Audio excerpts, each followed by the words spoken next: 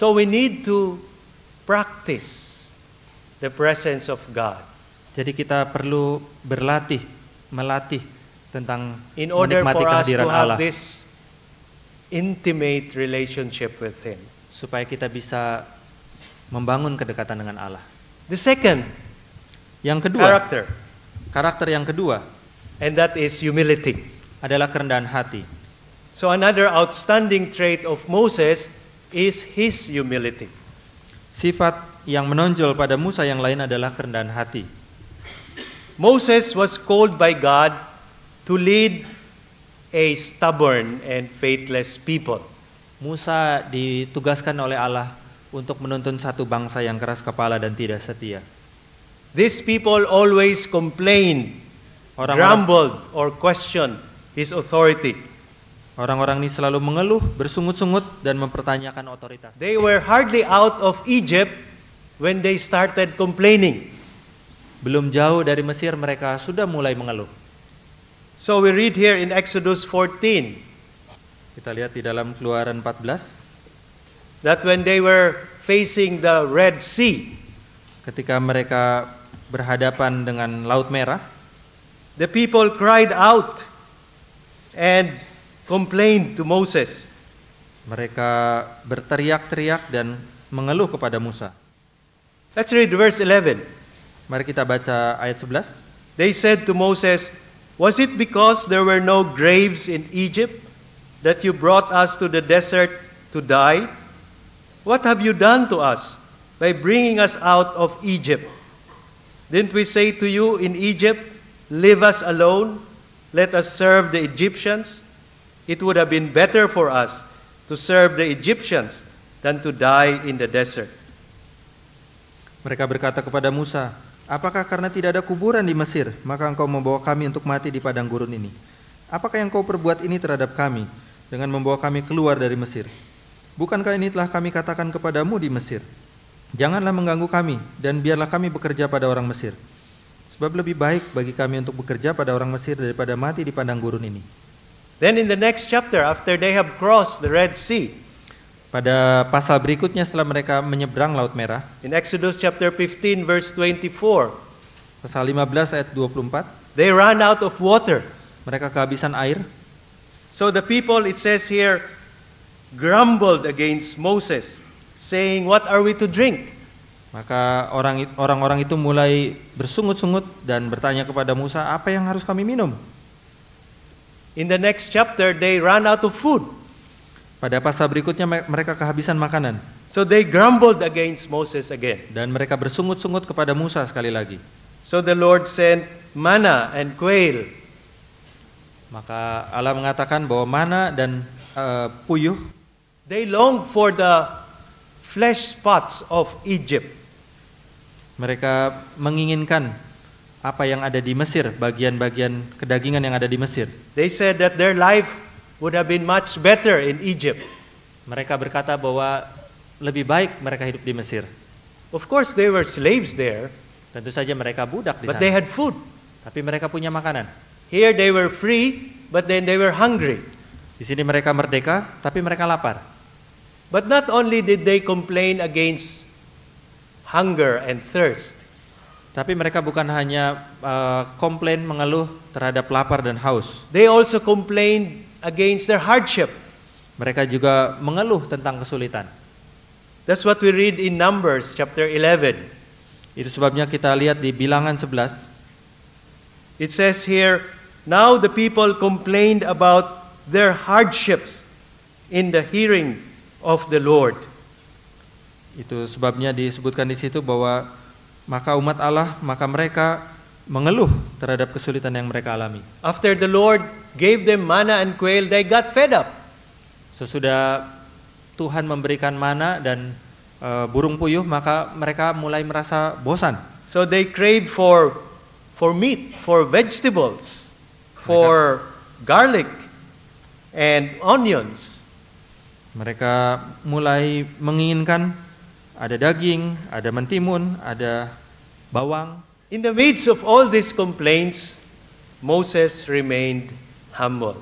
Di tengah semua keluh kesah ini, Musa tetap rendah hati. He committed his cause to the Lord. Dia menyerahkan persoalannya kepada Tuhan. He vented his frustrations and burdens to God. Dia sampaikan beban dan frustrasinya kepada Allah. Let's continue looking at Numbers 11. And let us look at verse 11. Mari kita lihat Bilangan 11 ayat 11. He asked the Lord, "Why have you brought this trouble on your servant?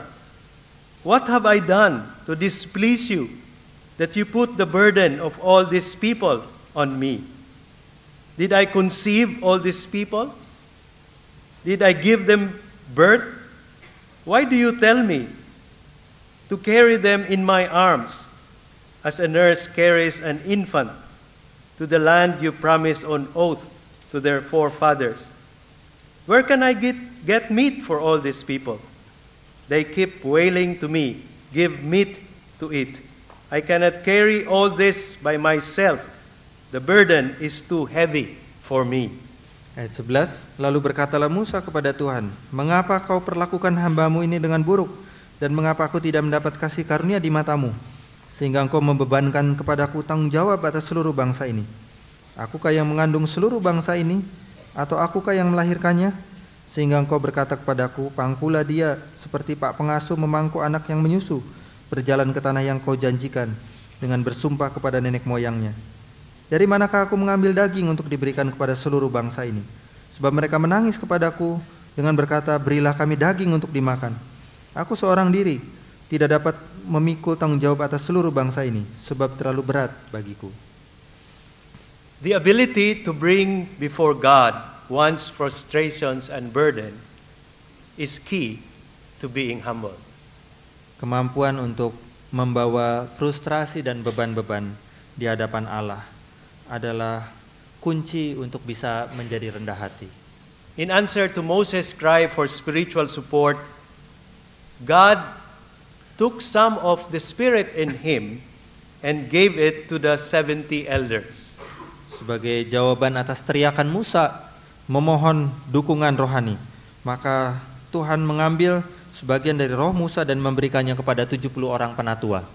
We read that in verse 25. Kita baca itu di ayat 25. And as a result, they prophesied. Dan sebagai akibatnya maka mereka mulai bernubuat.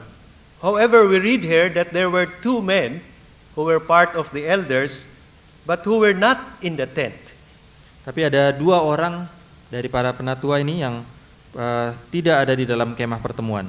But they also prophesied. Tapi mereka juga bernubuat. And it says here that Joshua, Moses' assistant, became jealous for Moses' sake. Dan di sini disebutkan bahwa Yosua, pembantu Musa, merasa cemburu untuk kepentingan Musa. And he asked Moses to stop them. Dan dia minta Musa untuk menghentikan mereka. But this is the answer of Moses. Tapi inilah jawaban Musa. Verse 29. Ayat 29. Are you jealous for my sake? I wish that all the Lord's people were prophets, and that the Lord would put His Spirit on them. Dia katakan, apakah engkau begitu giat mendukung diriku? Kalau seluruh umat Tuhan menjadi nabi, oleh karena Tuhan memberi rohnya hinggap kepada mereka. Moses was not motivated by self-glory. Musa tidak didorong oleh keinginan untuk memuliakan dirinya. He recognized that the Spirit enabling him was not his own. Dia menyadari bahwa roh yang memampukan dia bukan berasal dari dirinya, but it is the divine Spirit. Tapi itu adalah dari roh Allah. He was willing to share his authority. Dia mau untuk berbagi kekuasaan. Thus he considered himself a first among equals. Jadi dia menganggap dirinya adalah yang pertama di antara yang setara. To be humble is not to be threatened by others or by their giftings. Menjadi rendah hati adalah memiliki sikap tidak merasa terancam oleh orang lain, oleh orang-orang yang memiliki talenta, kemampuan. To be humble is to know yourself and the role that God has for you. Menjadi rendah hati adalah Anda mengenal diri Anda dengan baik dan mengerti peran apa yang Allah tetapkan bagi Anda. It is easy to look at the giftings of others and become envious. Sangat mudah untuk melihat talenta orang lain, karunia orang lain, dan kemudian merasa negatif. But Moses desired that all of them would really be God's leaders. Tetapi Musa mengatakan bahwa seharusnya kalau bisa semua dari mereka menjadi pemimpin. So he was secure in his own identity. Jadi dia punya rasa aman di dalam identitasnya. He knows his role. Dia tahu perannya. He knows his place. Dia tahu tempatnya. And he can commit his cause to God. Dan dia bisa menyerahkan problemnya kepada Allah. In the next chapter, that is chapter 12, Moses' own status is questioned. Dalam pasal yang ke-12, status Musa sendiri dipertanyakan. We said that to be humble is to be secure in your identity and role. Tadi sudah disebutkan bahwa menjadi rendah hati, untuk menjadi rendah hati maka harus memiliki rasa aman di dalam identitas. And to be insecure leads to jealousy. Dan rasa aman terhadap rasa cemburu. And this is what happens in this chapter. Dan inilah yang terjadi dalam pasal ini. This is a more difficult attack, for it came from his own brother and sister. Ini serangan yang lebih sulit karena datang dari saudaranya laki-laki dan perempuan. Verse 1 says, Miriam and Aaron began to talk against Moses because of his Cushite wife, for he had married a Cushite. Has the Lord spoken only through Moses? They asked. Hasn't he also spoken through us? And the Lord heard this. Ayat 1, pasal 12 ayat 1, Miriam serta Harun mengatai Musa berkenaan dengan perempuan Kusi yang diambilnya, sebab memang ia telah mengambil seorang perempuan Kusi. Kata mereka, sungguhkah Tuhan berfirman dengan perantaran Musa saja? Bukankah dengan perantaran kita juga ia berfirman? Dan kedengaranlah hal itu kepada Tuhan. Under the pretext of questioning his marriage to a Cushite, they were actually jealous of Moses' privileged possession. Di balik pertanyaan-pertanyaan mereka tentang pernikahan Musa dengan orang Kusi, mereka sebetulnya cemburu, iri hati terhadap hak-hak istimewa yang dimiliki oleh Musa. Has the Lord spoken only through Moses? Apakah, Hasn't he also spoken through us? apakah Tuhan hanya berbicara melalui Musa? Bukankah dia juga berbicara melalui kita? Instead of defending himself, Moses chose not to speak. Tetapi Musa memilih untuk tidak mempertahankan dirinya. Dia memilih untuk tidak berbicara. In verse 3, which is actually a parenthesis, Ayat 3 yang merupakan catatan kaki di sini. it says, Now Moses was a very humble man, more humble than anyone else in the face of the earth. Disebutkan bahwa Musa adalah seorang yang sangat rendah hati, lebih rendah hati daripada siapapun di muka bumi. The word here sometimes refer to those in real poverty. Kata rendah hati ini kadang-kadang menunjuk kepada mereka yang ada di dalam kemiskinan yang luar biasa. That is, they are materially poor. Secara materi mereka sangat miskin. They are weak and liable to be exploited. Mereka lemah dan sangat mungkin dieksploitasi. And this is the poor that Jesus mentions in Luke 6 verse 20. Inilah orang miskin yang disebutkan oleh Tuhan Yesus dalam Lukas 6 ayat 20. When he said, Blessed are the poor. Ketika dia mengatakan diberkatilah orang yang miskin. And in the context of that times, the poor were the humble poor. Dan yang disebutkan dalam konteks pada waktu itu, orang miskin ini adalah orang-orang miskin yang betul-betul rendah. Such people look to God for help because they are unable to help themselves. Orang-orang itu mencari pertolongan Allah karena mereka tidak bisa menolong dirinya sendiri. More frequently, however, humble denotes an attitude of the mind. Tetapi seringkali kata rendah hati ini menunjuk pada sikap hati dan pikiran. It is one of humility and dependence on God. Yaitu kerendahan hati dan ketergantungan kepada Allah. Moses was more concerned to be the servant of the Lord than to advance his own cause. Musa lebih peduli untuk menjadi hamba Allah daripada untuk memperjuangkan statusnya. This is also what it means to be humble. Ini juga apa artinya menjadi rendah hati. Not to be concerned with your status, Bukan hanya tidak peduli dengan status Anda, but also to consider others, in fact, better than yourselves. tapi juga dengan menganggap bahwa orang lain lebih baik dari Anda. This is what Paul says regarding humility in Philippians chapter 2. Ini yang disebutkan oleh Rasul Paulus dalam Filipi pasal 2. He says that we should consider others better than ourselves. Dia mengatakan bahwa kita harus menganggap orang lain lebih baik dari kita. Each of you should look not only to your own interest, but also to the interest of others. Setiap orang jangan hanya mencari kepentingannya, jangan mencari kepentingannya sendiri, tetapi mencari kepentingan orang lain. And Paul says that this was actually the attitude of the Lord Jesus. Dan Rasul Paulus mengatakan inilah sikap Kristus. That was his attitude of mind. Itulah sikap pikiran, sikap hatinya. So Paul says that though Jesus was in the very form of God, Dia mengatakan bahwa meskipun Yesus dalam rupa Allah, yet he did not consider equality with God something to be grasped. dia tidak menganggap kesetaraan dengan Allah itu sebagai sesuatu yang perlu dipertahankan. But he emptied himself. Tapi dia telah mengosongkan dirinya. He humbled himself. Dia merendahkan dirinya. And he did that by becoming a human being. Dan dia lakukan itu dengan menjadi seorang manusia. So Jesus Christ was motivated not by self-glory. Jadi Tuhan Yesus tidak didorong oleh satu keinginan untuk memuliakan diri, But he emptied himself. tetapi dia mengosongkan diri. He identified with us. Dia mengidentifikasi diri dengan kita. He became a human being like us. Dia menjadi seorang manusia seperti kita. And that for Paul is also humility. Dan bagi Paulus itulah juga yang disebut dengan kerendahan hati. Peter also says regarding humility, the Lord opposes the proud, but gives grace to the humble.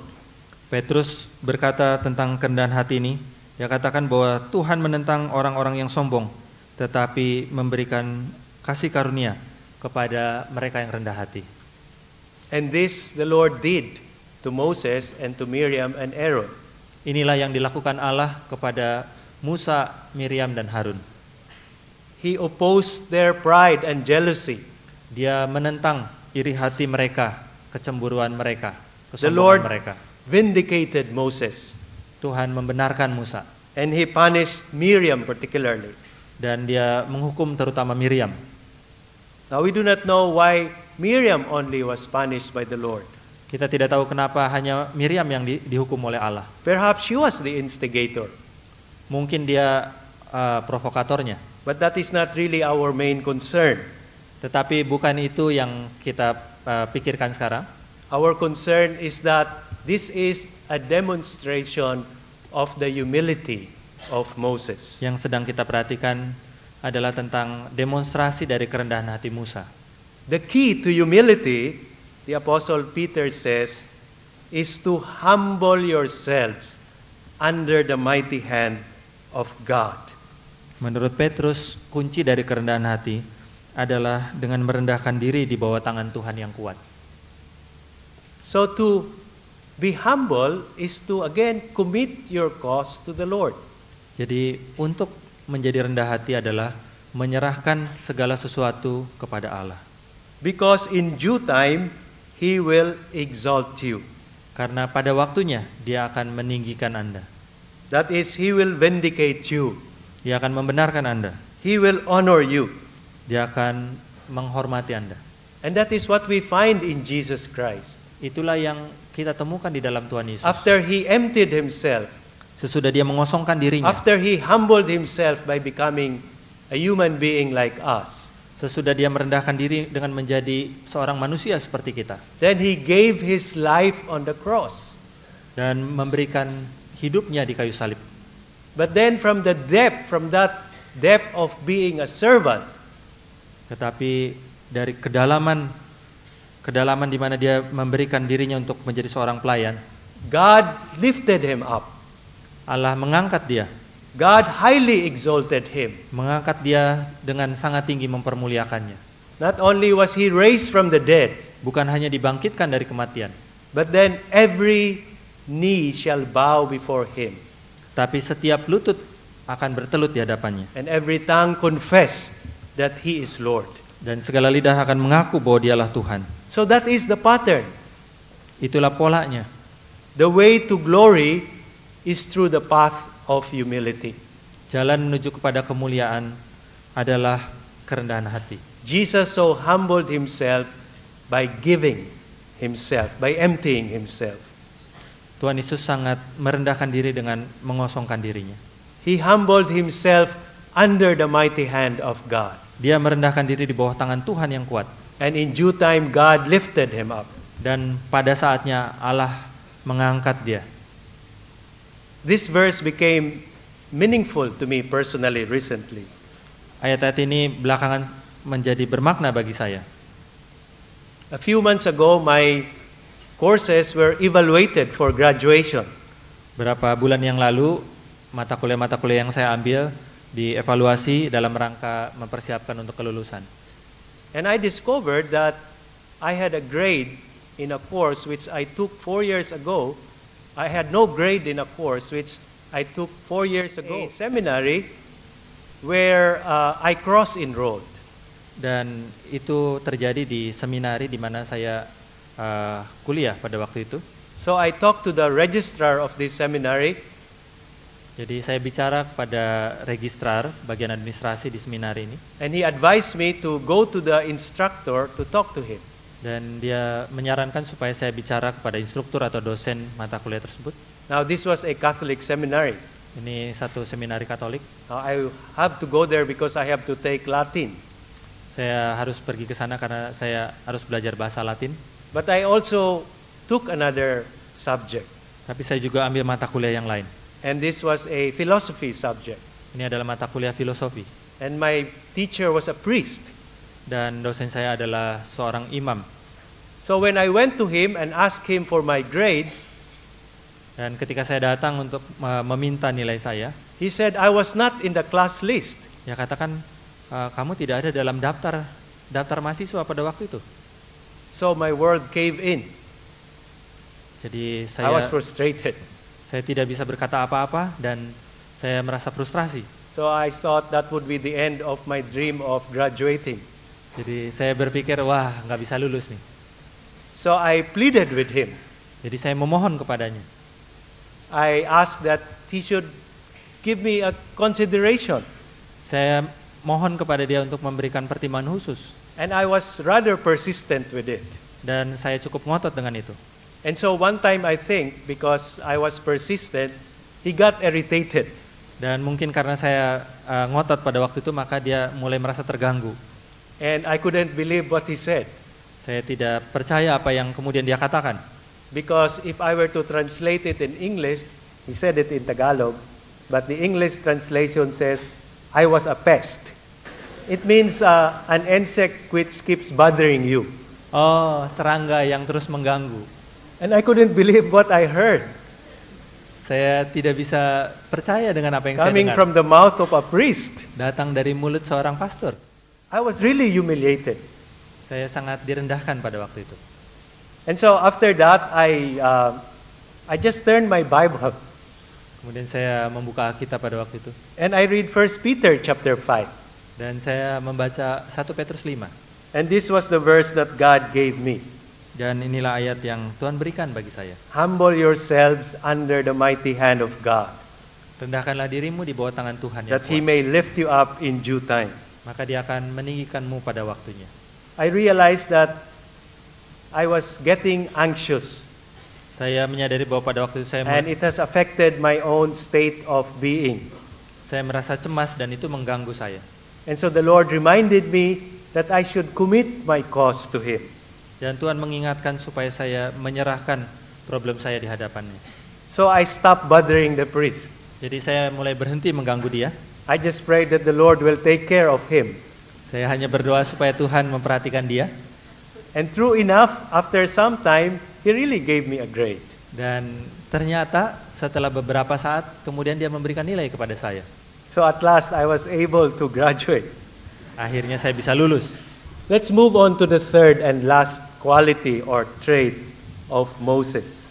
Mari kita masuk pada kualitas atau sifat yang ketiga dari Musa. And this is Moses' faithfulness. Dan ini adalah kesetiaan Musa. Like Daniel, Moses was also faithful. Seperti halnya Daniel, Musa juga adalah seorang yang setia. Moses was not only intimate with God and humble, but he also was faithful. Musa bukan hanya dekat dengan Allah dan rendah hati, tapi dia adalah seorang yang juga setia. In fact, we read earlier that Moses was faithful in all my house. Kita membaca di bagian yang terdahulu bahwa Musa adalah seorang yang setia di dalam segenap rumahku. Other men in the Old Testament like Abraham, Joshua, Daniel, and Elijah are also called God's servants.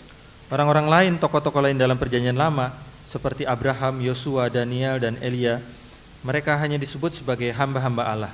But only Moses is described as faithful in all my house. Tetapi hanya Musa yang digambarkan sebagai seorang yang setia di dalam segenap rumahku. God trusted Moses. Allah mempercayai Musa. Moses was trustworthy. Musa adalah orang yang bisa dipercaya. The Lord entrusted to him all his estate. Allah mempercayai dia untuk segala urusannya. That is what my house means. Itu apa yang dimaksud dengan rumahku. Such was the confidence that God had on Moses. Seperti itulah kepercayaan yang Allah miliki terhadap Musa. As we said earlier, he is comparable to Jesus Christ. Seperti sudah disebutkan tadi bahwa dia dibandingkan dengan Kristus, sebanding dengan Kristus. Coming back to the golden calf incident, Kembali kepada peristiwa anak lembu emas. when the Israelites made and worshiped the golden calf, Ketika orang Israel membuat dan menyembah anak lembu emas, God was angry enough to destroy them. Allah sangat marah sehingga dia ingin menghancurkan mereka. And so we read again in Exodus 32, verse 10, Dan kita membaca di dalam Keluaran 32 ayat 10, that God made an oath to Moses. Allah memberikan tawaran kepada Musa. God said, I will make you a great nation. Allah katakan, aku akan membuatmu menjadi bangsa yang besar. But of course, Moses knew the will of God. Tetapi tentu saja Musa tahu kehendak Allah. He remained faithful to God's purpose and calling. Dia tetap setia kepada kehendak Allah dan panggilan Allah. His supreme concern was not personal ambition, Concern utamanya bukanlah ambisi pribadi, but God's glory and the good of His people. tapi kemuliaan Allah dan kebaikan bagi bangsanya. When the people complained, questioned, grumbled, and wanted to return to Egypt, Ketika bangsanya mengeluh, bersungut-sungut dan mempertanyakan dia dan ingin kembali ke Mesir, Moses remained steadfast in fulfilling God's purpose to bring them to the promised land. Musa tetap setia untuk menuntun bangsanya ke tanah perjanjian. He kept faith with God. Dia terus beriman kepada Allah. We have another illustration of this in Numbers 14. Kita melihat gambaran lain di dalam Bilangan 14. And this was the incident concerning the report of the 12 spies. Ini adalah peristiwa tentang pemberontakan umat Israel setelah 12 pengintai kembali. Before they entered the land, they sent out 12 spies to scout the land. Sebelum mereka memasuki tanah perjanjian, mereka mengutus 12 pengintai untuk memata-matai. It was indeed a good land, Mereka melihat bahwa ini adalah tanah yang baik. but the majority report says that it was also a land of giants. Tetapi laporan-laporan yang masuk kebanyakan mengatakan bahwa tanah itu juga adalah tanah para raksasa. These people are powerful and their cities are fortified. Orang-orang ini raksasa-raksasa ini sangat kuat dan kota-kota mereka berkubu. Only 2 reported otherwise, Hanya 2 yang melaporkan dengan cara yang berbeda, and that's Joshua and Caleb. yaitu Yosua dan Kaleb. But then the majority report influenced the whole congregation. Tapi laporan dari yang mayoritas ini mempengaruhi seluruh jemaat. So we read here in verse 2 of chapter 14. Kita melihat di pasal 14 ayat yang kedua. All the Israelites grumbled against Moses and Aaron. Bersungut-sungutlah semua orang Israel kepada Musa dan Harun. In fact, we read later on that they were ready to stone them. Bahkan kita membaca dalam bagian berikutnya mereka siap untuk melempari Musa dan Harun dengan batu. And God again was angry with them, enough to destroy them. Sekali lagi Tuhan sangat marah dan ingin menghancurkan mereka. And Moses has to plead again to the Lord. Dan sekali lagi Musa harus berdoa memohon kepada Allah. And the basis of his plea again is the character of God. Dan sekali lagi dasar permohonannya adalah karakter Allah. Because God is faithful, then he knows that he can approach God. Karena Allah setia maka dia tahu bahwa dia bisa mendekati Allah. This is what he says about God in verse 18. Ini yang dia katakan tentang Allah di ayat 18.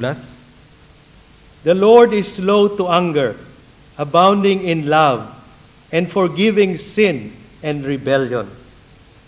Tuhan itu berpanjangan sabar dan kasih setianya berlimpah-limpah. Ia mengampuni kesalahan dan pelanggaran.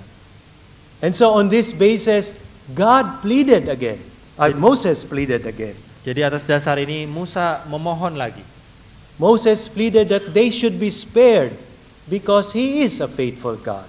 Musa memohon supaya Allah menyayangkan mereka He knows that he is a forgiving God. karena dia tahu bahwa Allah adalah Allah yang Maha Pengampun. So on this basis we see that Moses was faithful to his God.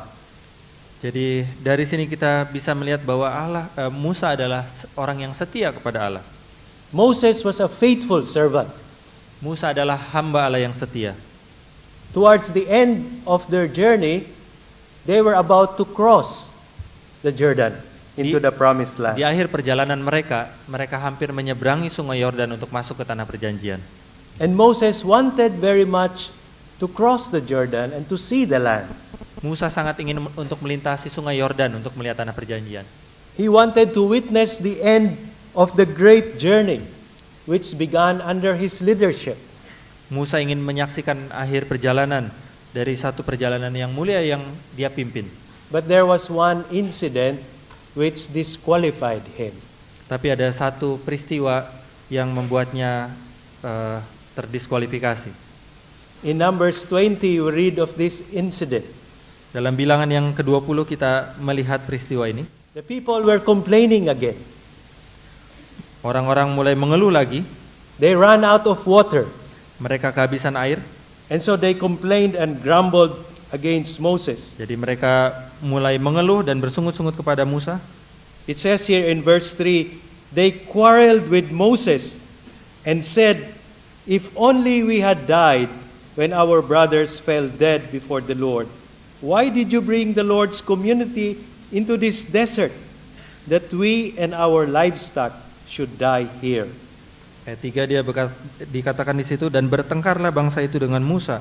Katanya, sekiranya kami mati binasa pada waktu saudara-saudara kami mati binasa di hadapan Tuhan, mengapa kamu membawa jenazah jemaah Tuhan ke padang gurun ini, supaya kami dan ternak kami mati di situ? They were close to the promised land. Mereka sudah dekat dengan tanah They were perjanjian. about to cross the Jordan. Mereka hampir melintasi sungai Yordan. But then they still continue to grumble. Tapi mereka masih bersungut-sungut terus. And because of that, Moses got angry. Dan karena itu Musa menjadi marah.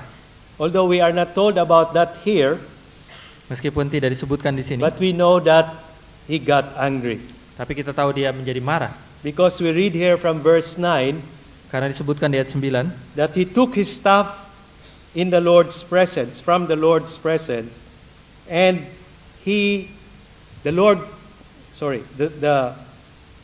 Moses took the staff from the Lord's presence, just as he commanded him. Di situ disebutkan di ayat 9, Musa mengambil tongkat itu dari hadapan Tuhan seperti yang diperintahkan Tuhan kepadanya. And he struck the rock so hard.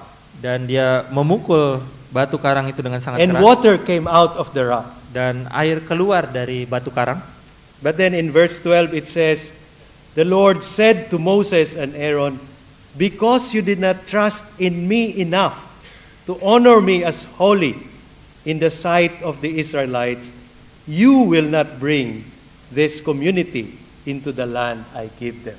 Ayat 12, tetapi Tuhan berfirman kepada Musa dan Harun, karena kamu tidak percaya kepadaku dan tidak menghormati kekudusanku di depan mata orang Israel, itulah sebabnya kamu tidak akan membawa jemaah ini masuk ke negeri yang akan kuberikan kepada mereka.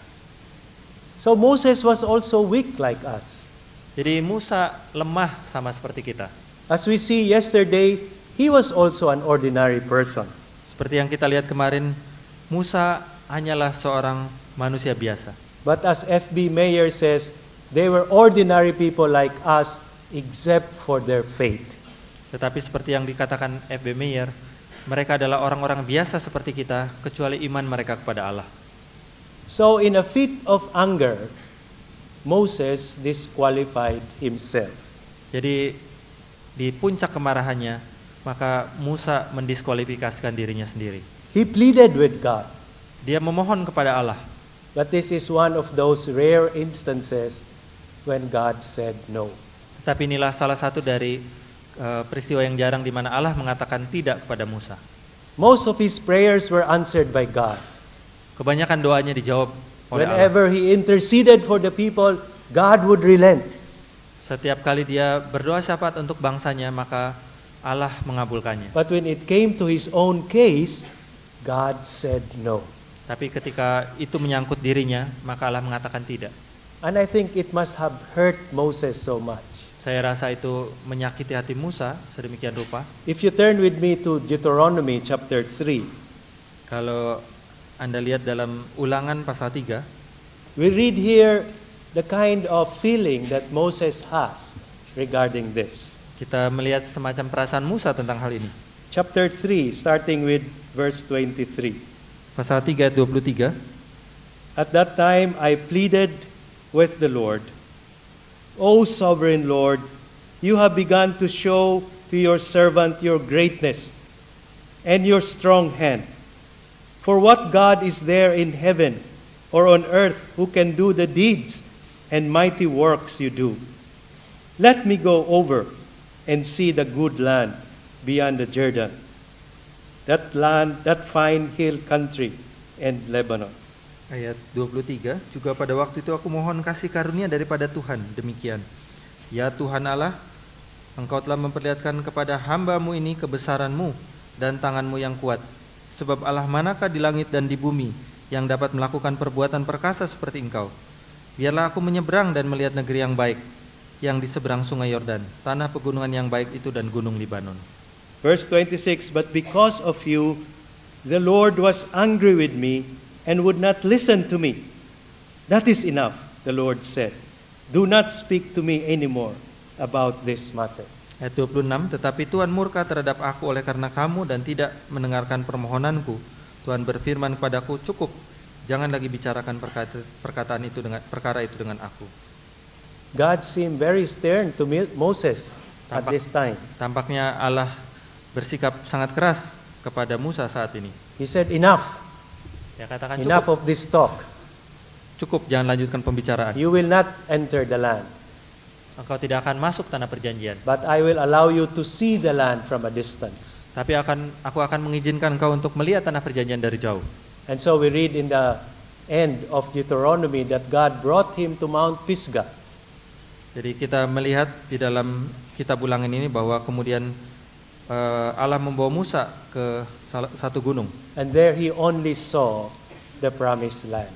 Dan dari situ dia melihat tanah perjanjian dari He never kejauhan. set foot on the land of promise. Dia tidak pernah menginjakan kaki di tanah perjanjian. The very task he was asked by God to do. Tugas utama yang dipercayakan kepada Allah kepadanya. But what matters most is his faithfulness. Tetapi yang paling penting adalah kesetiaan. although disappointed because he was not allowed to go in, Meskipun mengecewakan karena dia tidak diizinkan untuk masuk, he kept faith with God. dia tetap beriman kepada Allah. Like Jeremiah and others, Moses was asked to accept the outworking of God's purposes in faith. Seperti Yeremia dan yang lain-lain, Musa diminta untuk mengerjakan pekerjaan Allah di dalam kesetiaan. Hebrews 11:26 says, "By faith Moses regarded this grace for the sake of Christ as of greater value than the treasures of Egypt, because he was looking ahead to his reward." Ibrani 11 ayat 26 menyebutkan bahwa dengan iman Musa menganggap bahwa penghinaan bagi Kristus itu lebih mulia daripada kemuliaan harta di Mesir, karena dia melihat jauh ke depan untuk satu upah. His reward was not to be the land of promise.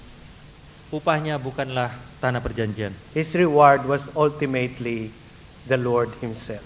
Upahnya adalah Allah sendiri. At the end of Moses' life, what matters is not whether he was able to reach the promised land or not. Di akhir kehidupan Musa, yang paling penting bukanlah bahwa dia bisa sampai di tanah perjanjian atau tidak. That is whether he was successful or not. Apakah dia sukses atau tidak? What matters in the end is God's assessment, God's verdict. Yang paling penting pada akhirnya adalah penilaian Allah. And Moses received his well done and good and faithful servant from the Lord.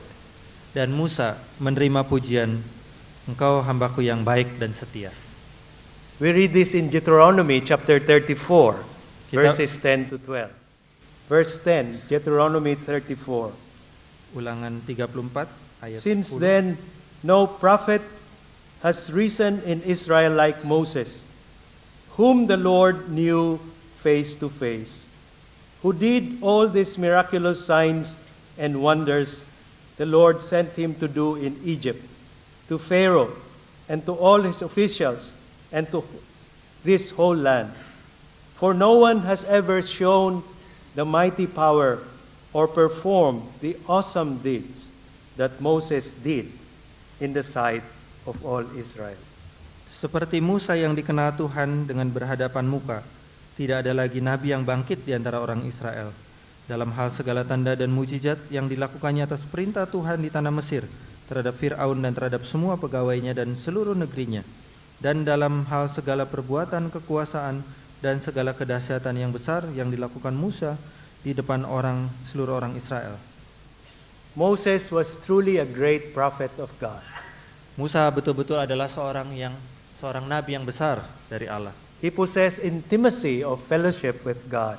Dia memiliki kedekatan dengan Allah. He was a performer of great miracles. Dia seorang yang melakukan mujizat-mujizat. He was prophet, priest, and ruler par excellence. Dia adalah seorang nabi, imam, dan pemimpin yang luar biasa. And in this he foreshadows Jesus Christ. Dan dalam hal ini dia menjadi bayang-bayang. Do we long to know God's ways and seek his glory? Apakah kita merindukan untuk mengenal jalan-jalan Allah dan melihat kemuliaannya? When opposition and difficulties come, do we commit our cause to the Lord? Ketika kesulitan dan tekanan datang, apakah kita menyerahkannya kepada Allah? Do we humble ourselves under the mighty hand of God? Apakah kita merendahkan diri di bawah tangan Tuhan yang kuat? I pray that by the time we will leave this conference, Saya berdoa bahwa ketika Anda meninggalkan camp ini, we would be like Daniel, Anda akan menjadi seperti Daniel, faithful until the end. setia sampai akhir. We would be like Moses, Kita akan menjadi seperti Musa, having intimate fellowship with God, memiliki kedekatan dengan Allah, humble rendah hati, and faithful. dan setia. God's grace be with you. Kiranya kasih karunia Allah beserta dengan Anda. Amen. Amin.